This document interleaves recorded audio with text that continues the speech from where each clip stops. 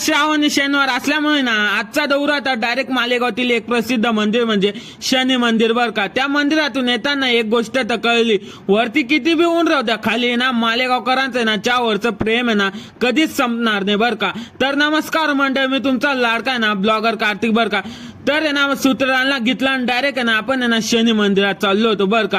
आज आहे ना कुठला न फेरा खाता ना छत्री पासून ना डायरेक्ट सरळ आलो होतो बर का। मालेगावची शान असणारे म्हणजे आपलं एमएजी कॉलेज पासून ना दणक्यात टर्न मारला आणि राजमाता जिजाऊ उद्यान पासून ना डायरेक्ट सरळ आलो आणि डीके पासून ना दणक्यात टर्न मारला तर डायरेक्ट ओमकारेश्वर मंदिराकडे आलो होतो।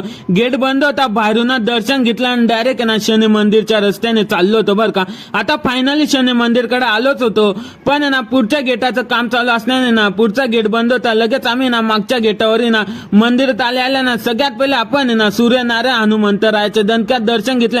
गोल फेरा मारताना ना या दोन गडींची ना एकदम दणक्यात झगडा चालू होती बरं का, एकदम पळापळी। ती पाहून ना डायरेक्ट ना आपण महादेवांचे दर्शन घ्यायला आलो बरं का। महादेवांचं एकदम दणक्यात दर्शन घेतलं। आता शनी मंदिराकडे चाललो होतो बरं का।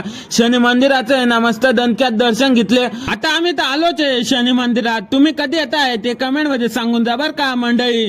ठिकाण टमटमला काढला आणि डायरेक्ट आपले सूत्रधार म्हणे काय थंड पाच म्हणतं, त्यांना म्हणतं आपला मालेगाव इथं थंड इंडनी किती बी होऊन राहू द्या, फक्त चहा चालते बरं का।